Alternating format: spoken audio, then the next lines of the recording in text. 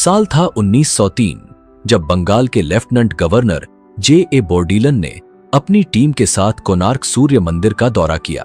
यह दौरा साधारण नहीं था क्योंकि उस समय उन्होंने मंदिर में कुछ ऐसा देखा जिसने उन्हें 800 साल पुराने इस भव्य मंदिर के सभी दरवाजे बंद करने और इसे रेत और बालू से भरने का आदेश देने पर मजबूर कर दिया। आज 123 साल बाद भी यह मंदिर अपने गर्भगृह में छिपे रहस्यों के साथ बंद है। लेकिन सवाल उठता है, आखिर ऐसा क्यों किया गया? सोचने वाली बात यह है कि 800 साल पहले न तो सीमेंट की शोध हुई थी और न ही आधुनिक तकनीक की, तो उस दौर में कोणार्क सूर्य मंदिर का निर्माण कैसे हुआ? इस अद्भुत मंदिर में अत्याधुनिक आयरन लॉक सिस्टम का इस्तेमाल किया गया था जो इसकी संरचना को स्थिर बनाए रखता था। सबसे चौंकाने वाली बात यह है कि इस मंदिर के पहिए, जो सूर्य और चंद्रमा की गति से संचालित होते थे, एक प्राचीन समय यंत्र की तरह काम करते हैं और आज भी सटीक समय दिखाते हैं। लेकिन सबसे हैरान करने वाली बात यह थी कि भगवान सूर्य की मूर्ति हवा में बिना किसी आधार के लटकी रहती थी। यह चमत्कारिक तकनीक आज भी मॉडर्न इंजीनियरिंग और विज्ञान के लिए एक पहेली बनी हुई है। साथ ही मंदिर के शिखर पर लगा 52 टन का विशाल चुंबक, जो इस चमत्कार को संभव बनाता था, आखिर कहां से लाया गया था और अब वह कहां पर है? साल 2022 में भारत सरकार ने इस मंदिर से रेत हटाने और इसके गर्भगृह को खोलने की योजना बनाई, लेकिन आज तक यह काम पूरा नहीं हो सका। सवाल यह है, क्या गर्भगृह के अंदर कोई ऐसा रहस्य छिपा है जिसे दुनिया से छुपाकर रखा गया है? क्या हम कभी जान पाएंगे कि इस भव्य संरचना के अंदर क्या है? इन सभी रहस्यों, प्राचीन तकनीकों, अद्भुत इतिहास और विज्ञान से जुड़े तथ्यों को जानने के लिए इस डॉक्यूमेंट्री में हमारे साथ जुड़े रहिए, क्योंकि यह सिर्फ एक मंदिर की कहानी नहीं, बल्कि प्राचीन भारत के विज्ञान और कला का ऐसा अद्भुत प्रमाण है जो आपको चौंका देगा। उड़ीसा के पुरी जिले से लगभग 35 किलोमीटर दूर चंद्रभागा नदी के तट पर स्थित है कोणार्क सूर्य मंदिर। यह केवल एक मंदिर नहीं है, बल्कि प्राचीन भारतीय ज्ञान, विज्ञान और कला का ऐसा नमूना है जो आज भी दुनिया को चकित कर देता है। सूर्य के रथ के आकार में बना यह मंदिर, जिसमें 7 घोड़े और 24 पहिए हैं, केवल एक वास्तुकला चमत्कार नहीं है, बल्कि यह खगोलीय गणनाओं और समय को मापने की प्राचीन तकनीक का प्रमाण है। इसकी ऐतिहासिक और सांस्कृतिक महत्व को देखते हुए यूनेस्को ने इसे 1984 में विश्व धरोहर स्थल के रूप में घोषित किया। यह मंदिर भारत की समृद्ध धरोहर और प्राचीन तकनीक का अनूठा प्रतीक है। तो अब हम सबके मन में यह सवाल जरूर आता होगा कि इतना अद्भुत और एडवांस मंदिर का निर्माण आखिर किसने किया? इसका उत्तर जानने के लिए हमें जाना होगा द्वापर युग में, जहां भगवान श्री कृष्ण के पुत्र सांब को एक श्राप मिला था और यहीं से पहले सूर्य मंदिर के निर्माण की कहानी शुरू होती है। सांब भगवान श्री कृष्ण और जाम्बवती के पुत्र थे। वह अपनी अद्भुत सुंदरता और आकर्षक व्यक्तित्व के लिए प्रसिद्ध थे, लेकिन यही उनकी सबसे बड़ी कमजोरी भी बन गई। सांब का अहंकार बढ़ने लगा और उन्होंने स्वयं को सबसे श्रेष्ठ मानना शुरू कर दिया। नारद मुनि, जो अक्सर देवताओं और मनुष्यों के बीच संदेशवाहक बनते थे, उन्होंने सांब को उकसाया। नारद ने सांब से कहा, तुम्हारी सुंदरता तो अद्वितीय है, क्या तुम अपना अद्भुत सौंदर्य गोपियों के बीच जाकर नहीं दिखाना चाहते? सांब अहंकार में आकर गोपियों के बीच चले गए, जो उनके पिता भगवान श्री कृष्ण को अत्यंत अनुचित लगा। भगवान श्री कृष्ण ने सांब की इस मर्यादा को तोड़ने वाली हरकत पर उन्हें कठोर श्राप दिया। तुम्हारा सुंदर शरीर अब कुष्ठ रोग से ग्रसित हो जाएगा।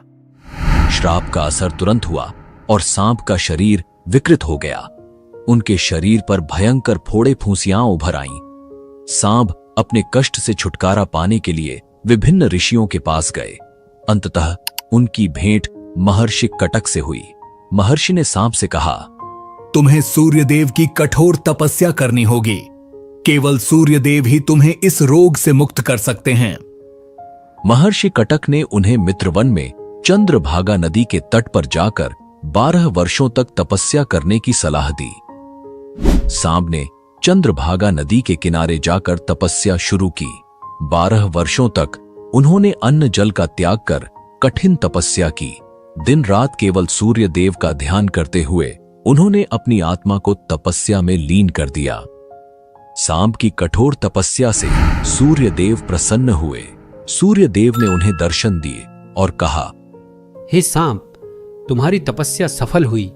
मैं तुम्हें रोग मुक्त होने का आशीर्वाद देता हूं। तुम्हारा कुष्ठ रोग समाप्त हो जाएगा। तुम्हारी सुंदरता और स्वास्थ्य पुनः लौट आएगा। सूर्य देव के आशीर्वाद से सांप का कुष्ठ रोग समाप्त हो गया। उनका शरीर पुनः पहले जैसा सुंदर और स्वस्थ हो गया। सूर्य देव के आशीर्वाद से मुक्ति पाने के बाद सांप ने उनका आभार व्यक्त करने के लिए एक भव्य मंदिर बनवाने का संकल्प लिया। उन्होंने उसी स्थान पर जहां उन्होंने तपस्या की थी, सूर्य देव के लिए एक मंदिर का निर्माण करवाया। इस पौराणिक कथा के कारण इस स्थान को कोणार्क नाम मिला, जहां कोण का अर्थ है दिशा और अर्क का अर्थ है सूर्य। यह मंदिर इस तरह बनाया गया कि सूर्य की पहली किरण सीधे मंदिर के गर्भगृह पर पड़े। तो क्या आज जो मंदिर हम देख रहे हैं वह भगवान श्री कृष्ण के पुत्र सांब द्वारा बनवाया गया सूर्य मंदिर है? नहीं दोस्तों, इतिहासकारों के अनुसार यह जो मंदिर हम आज देखते हैं वह चौथी बार निर्मित हुआ है। आज का कोणार्क सूर्य मंदिर 13वीं शताब्दी में गंग वंश के प्रतापी राजा नरसिंहदेव प्रथम के शासनकाल में बनाया गया था। यह मंदिर भारतीय वास्तुकला और धार्मिक धरोहर का अद्भुत उदाहरण है, जिसे सूर्य देव के सम्मान में निर्मित किया गया था। कोणार्क सूर्य मंदिर के निर्माण के पीछे एक महत्वपूर्ण प्रेरणा की कहानी जुड़ी हुई है। यह प्रेरणा थी राजमाता कस्तूरी देवी की। कस्तूरी देवी ने अपने पुत्र गंग वंश के महान राजा नरसिंहदेव प्रथम को एक विशेष संदेश दिया। उन्होंने नरसिंहदेव को याद दिलाया कि उनके पिता ने भगवान जगन्नाथ का भव्य मंदिर बनवाया था, जो आज भी भक्ति और श्रद्धा का केंद्र है। उन्होंने कहा, सूर्य देव के बिना जीवन की कल्पना भी नहीं की जा सकती। एक ऐसा भव्य मंदिर बनाओ जो सूर्य की महिमा को युगों युगों तक जीवित रखे और गंग वंश के वैभव और शक्ति का प्रतीक बने। यह आग्रह केवल धार्मिक आस्था का परिचायक नहीं था, बल्कि यह गंग वंश की शक्ति, वैभव और उनके गौरव को पूरी दुनिया के सामने प्रदर्शित करने का संकल्प भी था। राजमाता की इसी प्रेरणा से नरसिंहदेव प्रथम ने कोणार्क में सूर्य देव के 7 घोड़ों वाले रथ के प्रतीकात्मक स्वरूप में अद्वितीय और कालजयी मंदिर के निर्माण का संकल्प लिया। राजा ने अपने मंत्री को आदेश दिया कि इस भव्य सूर्य मंदिर के निर्माण के लिए सबसे श्रेष्ठ वास्तुकार की खोज की जाए। मंत्री ने उस समय के महान और कुशल शिल्पकार बिसु महाराणा को इस कार्य के लिए चुना। राजा के आदेश पर चंद्रभागा नदी के किनारे कोणार्क सूर्य मंदिर के निर्माण की शुरुआत हुई। इस मंदिर का निर्माण 1238 ईस्वी से 1264 ईस्वी के बीच हुआ। मंदिर को तैयार करने में 12 वर्ष लगे और इस दौरान लगभग 1200 कुशल कारीगरों ने दिन रात अपनी मेहनत और लगन से इस अद्भुत संरचना को आकार दिया। बिसु महाराणा की कुशलता और निपुणता उस युग की प्राचीन इंजीनियरिंग का जीवंत प्रमाण है। उन्होंने अपनी टीम के साथ मिलकर मंदिर को बलुआ पत्थरों से तैयार किया। विशेष बात यह है कि इन पत्थरों को जोड़ने के लिए लौह प्लेट्स यानी आयरन क्लैंप्स का इस्तेमाल किया गया, जिसे आज हम आधुनिक आयरन लॉक सिस्टम कह सकते हैं। यह तकनीक उस समय के उन्नत इंजीनियरिंग ज्ञान को दर्शाती है और यह साबित करती है कि हमारे पूर्वज तकनीकी रूप से कितने सक्षम और उन्नत थे। मंदिर निर्माण के अंतिम चरण में जब शिखर पर कलश स्थापित करने की बारी आई तो कारीगरों के कई प्रयास असफल रहे। यह देख राजा नरसिंहदेव क्रोधित हो गए और उन्होंने आदेश दिया, यदि सूर्योदय से पहले शिखर पर कलश स्थापित नहीं हुआ तो सभी कारीगरों को मृत्यु दंड दिया जाएगा।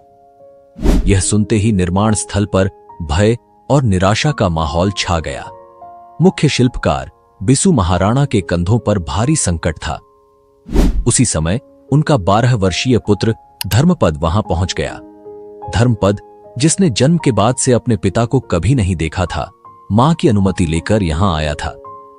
जब उसने देखा कि सभी कारीगर संकट में हैं और उसके पिता चिंता में डूबे हैं, तो उसने पूछा, पिताजी, मैं इस समस्या का हल कर सकता हूं, क्या आप मुझे अनुमति देंगे?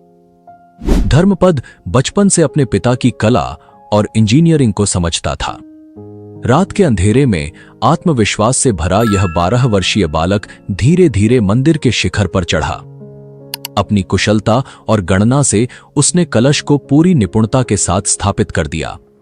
वह कार्य जिसे अनुभवी शिल्पकार 12 वर्षों में नहीं कर पाए, धर्मपद ने कुछ घंटों में कर दिखाया। लेकिन यह सफलता धर्मपद के लिए चिंता का विषय बन गई। उसे लगा कि जब राजा को यह पता चलेगा कि यह काम एक 12 वर्षीय बालक ने किया है, तो बाकी कारीगरों को अयोग्य समझकर उन्हें दंडित किया जाएगा। अपने पिता और कारीगरों की जान बचाने के लिए धर्मपद ने मंदिर के शिखर से चंद्रभागा नदी में छलांग लगा दी और अपने प्राणों की आहुति दे दी। सुबह जब राजा ने मंदिर के शिखर पर कलश को स्थापित देखा और हवा में झूलती सूर्यदेव की मूर्ति को देखा, तो वह अत्यंत प्रसन्न हुए। उन्होंने मंदिर के प्राण प्रतिष्ठा के लिए माघ शुक्ल सप्तमी का दिन तय किया। लेकिन जैसे ही मंदिर का प्राण प्रतिष्ठा संपन्न हुआ, कुछ रहस्यमयी घटनाएं होने लगी। सबसे पहले मंदिर के शिखर की एक विशाल मूर्ति नीचे गिर गई। फिर मंदिर के पत्थर खुद ब खुद गिरने लगे। राजा नरसिंह देव को जब यह ज्ञात हुआ कि इस मंदिर के निर्माण का पहला दिन एक 12 वर्षीय बालक के बलिदान से शुरू हुआ था, तो उन्होंने इसे अशुभ मानते हुए मंदिर में पूजा अर्चना को रोक दिया। वर्षों तक यह भव्य मंदिर वीरान पड़ा रहा और धीरे धीरे इसके आसपास घने जंगल उग आए। कोणार्क सूर्य मंदिर के दरवाजे पिछले 123 साल से बंद हैं, पर सवाल उठता है कि आखिर इन दरवाजों को बंद किसने किया और क्यों किया। साल था 1903, जब भारत पर अंग्रेजों का शासन था। उस समय बंगाल के लेफ्टिनेंट गवर्नर J.A. बोर्डिलन ने इस ऐतिहासिक मंदिर का दौरा किया। उन्होंने मंदिर की स्थिति को देखकर महसूस किया कि यह भव्य संरचना जल्द ही पूरी तरह ढह सकती है। इसे बचाने के लिए उन्होंने एक अनोखा कदम उठाया। मंदिर के गर्भगृह को रेत से भरवा दिया और इसके सभी दरवाजों को बंद करवा दिया।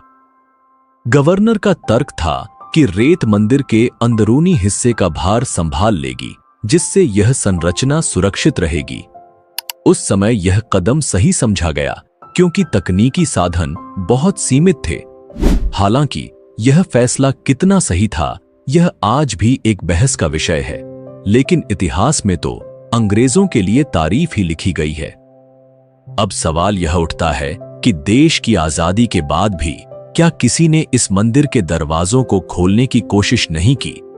इतने सालों में आधुनिक तकनीक के होते हुए भी क्यों कोई इस गर्भगृह में प्रवेश नहीं कर सका? लेकिन साल 2022 में आखिरकार आर्कियोलॉजिकल सर्वे ऑफ इंडिया द्वारा एक योजना बनाई गई। इस प्राचीन मंदिर के नवीनीकरण और इसके अंदर से रेत हटाने का काम शुरू किया गया। उम्मीद है कि जल्द ही भारत सरकार इस रेत को पूरी तरह निकालने और मंदिर के दरवाजों को हमेशा के लिए खोलने का काम पूरा करेगी। लेकिन फिलहाल जब आप इस मंदिर के दर्शन करने जाते हैं, तो आप केवल इसके बाहरी भाग की अद्भुत वास्तुकला और खूबसूरती को देख सकते हैं। गर्भगृह अभी भी आम जनता के लिए बंद है। अब हम बात करते हैं कोणार्क सूर्य मंदिर की अद्भुत वास्तुकला की। यह मंदिर अपनी भव्यता के साथ साथ अपनी उन्नत तकनीकों के लिए प्रसिद्ध है। मंदिर का 52 टन का विशाल चुंबक, जो पूरी संरचना को संतुलन देता था, और गर्भगृह में भगवान सूर्य देव की अष्टधातु की मूर्ति जो हवा में तैरती थी, आज भी एक रहस्य है। इसके अलावा मंदिर के विशाल पहिए, जो सूर्य देव के रथ का प्रतीक हैं, प्राकृतिक सूर्य घड़ी के रूप में काम करते हैं, और आज भी सटीक समय बताते हैं। यह प्राचीन भारतीय इंजीनियरिंग और खगोल विज्ञान का अद्भुत उदाहरण है। आइए जानते हैं इन रहस्यों की गहराई को। कोणार्क सूर्य मंदिर का निर्माण इस तरह से किया गया था कि सूर्योदय की पहली किरण सीधे मंदिर के गर्भगृह में स्थित सूर्य देव की प्रतिमा पर पड़ती थी। यह अद्भुत रचना सूर्य की गति और पृथ्वी की परिक्रमा को ध्यान में रखकर की गई थी। मंदिर मुख्य रूप से बलुआ पत्थर और ग्रेनाइट से बना है, जो इसे प्राकृतिक आपदाओं के खिलाफ मजबूत बनाता था। दोस्तों, आपसे एक सवाल है, कोणार्क सूर्य मंदिर के अलावा क्या आप भारत के किसी और प्राचीन सूर्य मंदिर के बारे में जानते हैं? अगर जानते हैं तो उसका नाम और उसकी विशेषता कमेंट में जरूर लिखें, ताकि दूसरे लोग भी इस मंदिर के बारे में जान सकें। आपका योगदान सबके लिए ज्ञानवर्धक होगा। चलिए अब आगे बढ़ते हैं। कोणार्क सूर्य मंदिर को भगवान सूर्य के रथ के रूप में बनाया गया है, जो सूर्य देवता की गति और समय के चक्र का प्रतीक है। हिंदू वैदिक परंपरा में सूर्य को पूर्व में उगते हुए और 7 घोड़ों द्वारा खींचे गए रथ में आकाश में तेजी से यात्रा करते हुए दर्शाया गया है। यह रथ 7 घोड़ों द्वारा खींचा जा रहा है। ये घोड़े इंद्रधनुष के 7 रंगों का प्रतिनिधित्व करते हैं। हालांकि समय और आक्रमणों के कारण आज केवल एक घोड़े की मूर्ति शेष है। 7 घोड़े सप्ताह के 7 दिनों को दर्शाते हैं। यह बात खगोलविद अस्वीकार करते हैं, क्योंकि सप्ताह के 7 दिनों का सूर्य से कोई संबंध नहीं है। तो फिर सवाल उठता है कि सूर्य देवता का यह रथ 7 घोड़ों द्वारा ही क्यों खींचा जाता है? अगर आप कोणार्क के स्थानीय बुजुर्गों से बात करें तो वे एक दिलचस्प जानकारी साझा करते हैं। उनका कहना है कि हर एक घोड़े को इंद्रधनुष के अलग अलग रंगों की तरह रंगा गया था। जैसा कि हम जानते हैं, महान वैज्ञानिक आइजैक न्यूटन ने 1666 में खोज की थी कि सूर्य की रोशनी सफेद नहीं होती, बल्कि यह 7 रंगों से बनी होती है। लेकिन यह मंदिर तो न्यूटन के सिद्धांत से 400 साल पहले ही बनाया गया था। तो प्राचीन निर्माणकर्ताओं को यह कैसे पता चला कि सूर्य की किरणें वास्तव में 7 रंगों से बनी होती हैं? और सबसे महत्वपूर्ण बात, इतिहासकारों ने इस अद्भुत जानकारी को अपनी किताबों में क्यों नहीं लिखा? एक बात तो तय है कि जितनी भी वैज्ञानिक खोजें हुई हैं, उनमें से अधिकांश का मूल प्राचीन भारत में कहीं न कहीं छुपा है। मंदिर में 12 जोड़ी पहिए हैं, जो साल के 12 महीनों को दर्शाते हैं। हर पहिए में 8 तीलियां होती हैं और हर 2 तीलियों के बीच का समय अंतराल 3 घंटे का होता है। जब इन अंतरालों को जोड़ते हैं तो पूरे 24 घंटे का समय मिलता है। यह सूर्य घड़ी एंटी क्लॉकवाइज दिशा में पढ़ी जाती है, जैसे 12 बजे से 1:30 तक, फिर 3 बजे से 4:30 तक। हर 90 मिनट के अंतराल में 30 खांचे होते हैं और हर एक खांचा 3 मिनट के बराबर होता है। अगर आपको सटीक समय जानना हो तो आपको पहिए के केंद्र पर अपनी उंगली रखनी होगी। आपकी उंगली की छाया जहां गिरेगी वह समय दिखाएगी और खांचे मिनटों का संकेत देंगे। यह प्राचीन सूर्य घड़ी खगोलीय गणना और विज्ञान का अद्भुत उदाहरण है। इस मंदिर की संरचना का एक अनोखा पहलू था चुंबक और आयरन का संयोजन। मंदिर के शिखर पर एक 52 टन का विशाल चुंबकीय पत्थर लगाया गया था और पत्थरों को जोड़ने के लिए लोहे की प्लेट्स का उपयोग किया गया था, जिसे हम आज के आयरन लॉक सिस्टम के रूप में जानते हैं। इस चुंबकीय पत्थर ने मंदिर की दीवारों में लगी लोहे की प्लेट्स के साथ मिलकर पूरे मंदिर को स्थिर और संतुलित रखा। गर्भगृह में स्थित सूर्य देव की अष्टधातु से बनी मूर्ति चुंबकीय बल के कारण हवा में तैरती प्रतीत होती थी। यह तकनीक उस समय के विज्ञान और इंजीनियरिंग कौशल का प्रमाण है। लोहे की प्लेट्स और चुंबकीय पत्थर ने एक डायमैग्नेटिक फील्ड बनाया, जिससे प्रतिमा स्थिरता प्राप्त करती थी। जब विदेशी व्यापारी मंदिर का दौरा करते थे और हवा में तैरती हुई इस मूर्ति को देखते थे, तो वे इसे देखकर हैरान रह जाते थे। यह उस समय के भारतीयों की अद्वितीय इंजीनियरिंग और खगोलीय गणना के कौशल का प्रमाण है। और यह चुंबक इतना शक्तिशाली था कि मंदिर के पास से गुजरने वाले समुद्री जहाजों के कंपास काम करना बंद कर देते थे। जहाज रास्ता भटक जाते थे और कई बार दुर्घटनाग्रस्त होकर डूब भी जाते थे। इसी घटना ने विदेशी व्यापारी और आक्रमणकारियों का ध्यान इस मंदिर की ओर आकर्षित किया। इसलिए पुर्तगाली नाविकों ने कोणार्क मंदिर को ब्लैक पैगोडा या काला पगोड़ा नाम दिया था। ऐसा माना जाता है कि पुर्तगाली नाविकों ने अपने नेविगेशन सिस्टम को बचाने के लिए मंदिर के शीर्ष पर लगे इस शक्तिशाली चुंबक को निकाल लिया। उन्होंने इसे अपने जहाज में लादकर अपने देश ले जाने का दावा किया। लेकिन इस चुंबक को हटाने के बाद मंदिर की संरचना असंतुलित हो गई और समय के साथ यह क्षतिग्रस्त होने लगा। यह घटना आज भी इतिहास और रहस्य का एक बड़ा हिस्सा है।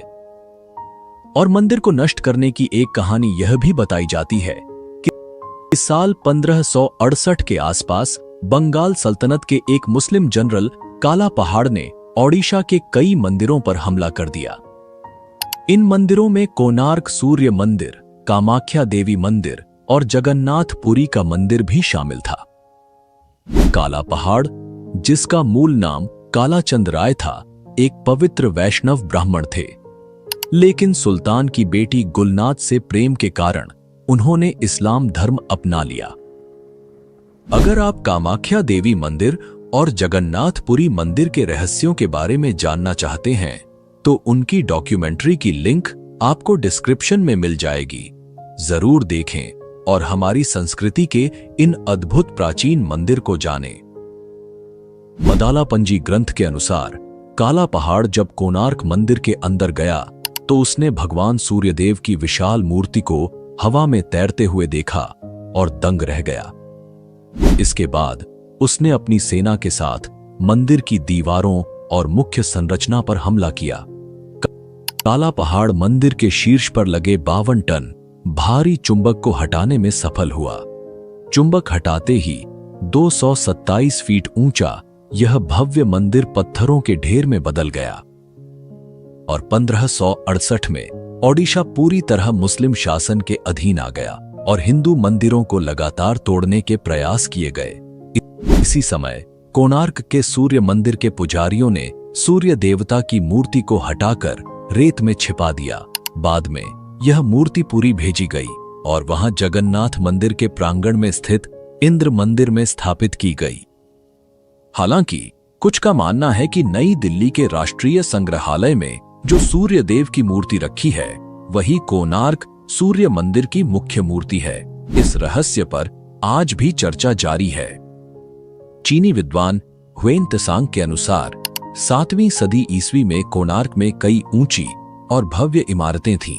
यह स्थान विभिन्न धर्मों और संप्रदायों के लोगों का संगम था, जहां हिंदू, बौद्ध और अन्य धर्मों के अमीर और समझदार लोग मिलजुल कर रहते थे। वहीं दूसरी सदी ईस्वी में ग्रीक भूगोलवेत्ता क्लॉडियस टॉलेमी ने कोणार्क का उल्लेख कन्नागर के नाम से किया है, जो उस समय एक प्रसिद्ध समुद्री बंदरगाह था। भारतीय ग्रंथों में इसे कायनापारा के नाम से भी जाना जाता है, जो प्राचीन काल से व्यापार का एक महत्वपूर्ण केंद्र रहा है। शुरुआत में कुछ इतिहासकारों का मानना था कि कोणार्क सूर्य मंदिर कभी पूरा नहीं हुआ और निर्माण के दौरान ही ढह गया। लेकिन 1384 ईस्वी के नरसिंह चतुर्थ के शासनकाल से जुड़े केंडुली ताम्रपत्र शिलालेख इस धारणा को खारिज करते हैं। यह शिलालेख स्पष्ट रूप से संकेत देता है कि मंदिर न केवल पूरा हुआ था, बल्कि यह पूजा का एक सक्रिय स्थल था। अबुल फजल, जो सम्राट अकबर के दरबार के एक प्रमुख इतिहासकार थे, उन्होंने 1580 ईस्वी में ओडिशा का दौरा किया और अपनी पुस्तक आईने ए अकबरी में लिखा कि कोणार्क का मंदिर नरसिंह देव द्वारा बनाया गया था। खास बात यह है कि अबुल फजल ने अपनी रचना में कोणार्क मंदिर की खंडहर स्थिति का कोई उल्लेख नहीं किया। इससे यह निष्कर्ष निकाला जा सकता है कि 1580 ईस्वी में मंदिर अच्छी स्थिति में था। थॉमस डोनाल्डसन के शोध के अनुसार 17वीं शताब्दी के प्रारंभिक ग्रंथों में मिले विभिन्न सर्वेक्षणों और मरम्मत के अभिलेख यह संकेत देते हैं कि कोणार्क सूर्य मंदिर को मुख्य क्षति 16वीं शताब्दी के अंत और 17वीं शताब्दी की शुरुआत के बीच हुई थी। इन अभिलेखों से यह भी स्पष्ट होता है कि 17वीं शताब्दी के आरंभ में मंदिर अब भी पूजा का एक सक्रिय स्थल बना हुआ था। 18वीं शताब्दी के उत्तरार्ध में कोणार्क सूर्य मंदिर से अरुणा स्तंभ को हटाया गया। मराठा ब्रह्मचारी गोस्वामी ने इस स्तंभ को पुरी के जगन्नाथ मंदिर के सिंहद्वार पर स्थापित किया। यह स्तंभ आज भी वहां मौजूद है और कोणार्क से पुरी के इस ऐतिहासिक जुड़ाव का प्रतीक है। अगर हम आज के मंदिरों को देखें तो पता चलता है कि वे केवल आस्था और व्यापार का जरिया बन गए हैं। सभी देवताओं की मूर्तियां दर्शनार्थियों की सुविधा के हिसाब से लगाई जाती हैं और प्रत्येक मूर्ति के पास एक दान पात्र रखा जाता है ताकि श्रद्धालु कुछ पैसे डाल सकें। लेकिन अगर आप 500 से 600 साल पुराने मंदिरों को देखेंगे तो इन दोनों के बीच एक बड़ा अंतर नजर आएगा। कोणार्क जैसे मंदिर किसी आस्था के लिए नहीं बनाए गए थे। ये तो एक इंसाइक्लोपीडिया, म्यूजियम या विश्वविद्यालय के समान थे, जिन्हें लोगों को शिक्षित करने के उद्देश्य से बनाया गया था। इसलिए कोणार्क मंदिर को केवल हिंदू मंदिर कहना उचित नहीं होगा, क्योंकि यहां हर धर्म के लोग आकर कुछ न कुछ सीख सकते थे। तो दोस्तों, यह थी कोणार्क सूर्य मंदिर की कहानी। इसके इतिहास, रहस्य और प्राचीन भारत की उन्नत तकनीक पर आधारित डॉक्यूमेंट्री।